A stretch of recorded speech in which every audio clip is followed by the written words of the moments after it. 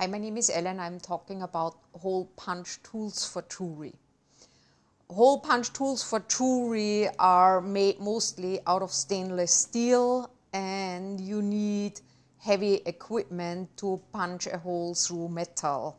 So you should be prepared to have a solid workbench and a big hammer. And the piece of jewelry needs to be flat. It cannot be hollow, otherwise you would squeeze it in order to punch a hole into the piece of jewelry.